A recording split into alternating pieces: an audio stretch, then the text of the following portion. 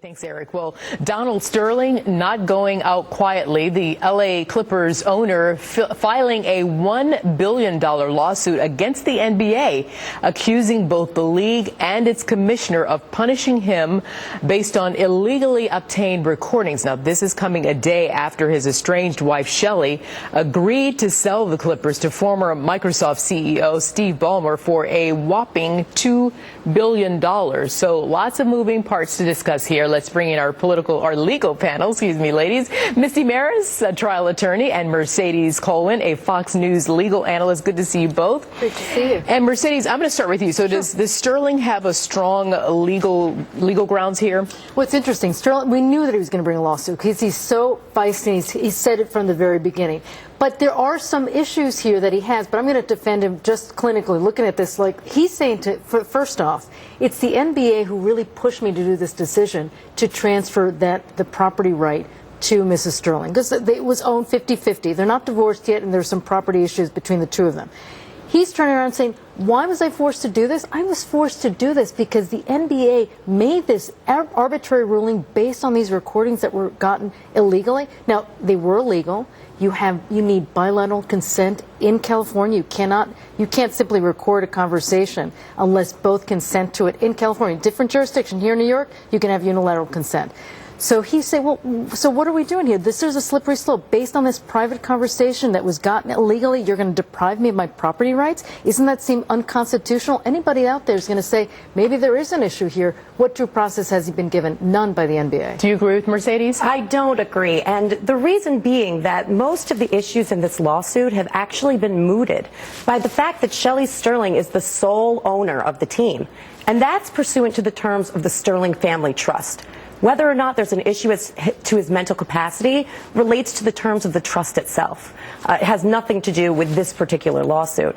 So at this point, the breach of contract claims and the antitrust claims are essentially moot. So do you think Shelley has the right to sell the team? Absolutely. In this point in time, she has the right to sell the team. He's been declared incompetent according to the trust rules, and she is the sole owner with the right to sell the team. And so you feel like the NBA, go ahead. He's going to cry foul because he said, why was this taken from me? It was taken from me because of the intense heat that I got from the NBA to make this shift. This is an agreement between the two individuals, and that's really at issue is whether Sterling gave his property right to Mrs. Sterling voluntarily. He's going to say, of course it wasn't voluntary, because you have the NBA with this intense pressure may potentially take the team away from me. Now, will it win at court? Unlikely, because I think Misty's arguments are very well taken, but it's going to be a huge battle. There's going to be a lot of issues whether he's mentally incompetent to begin with, number one. Number two, what happens with these recordings that were ill-gotten? They are ill-gotten.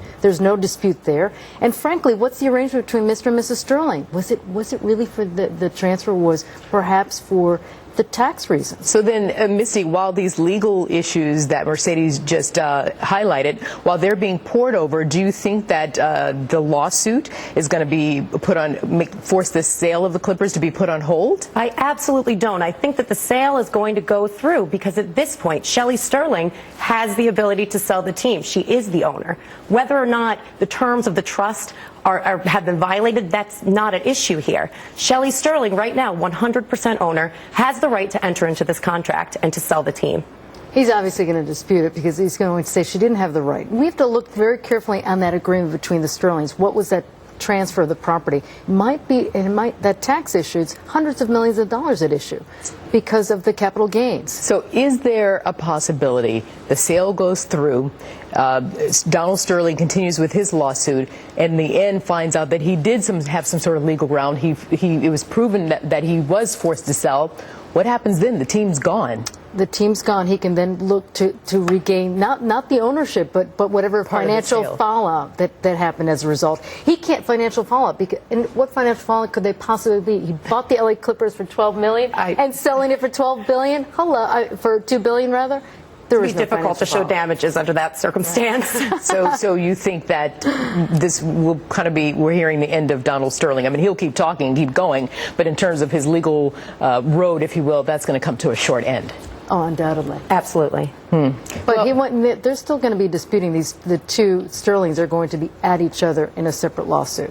He's not going to stand still and say, "You're going to say that I'm crazy." All they have to do is show some of what he said and some of the recordings out there of not just his television appearances, where he tries to defend himself and just digs himself even deeper. That's Exhibit A to show that maybe there's some mental incompetence, but he's still going to dispute it.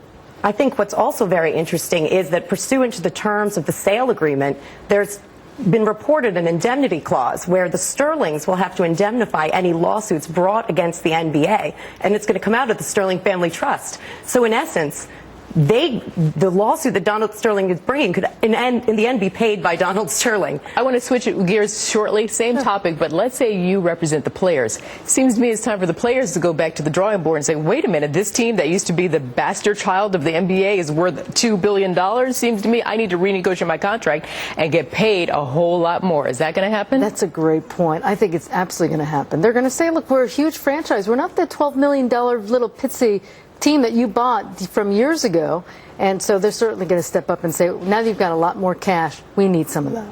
I absolutely agree. I think that since this change, they're going to argue that it's time for them to get a higher salary. All right, we're for the players. Okay. Misty Marris, Mercedes Cohen, thank you very much to both of you. Thank you, Eric.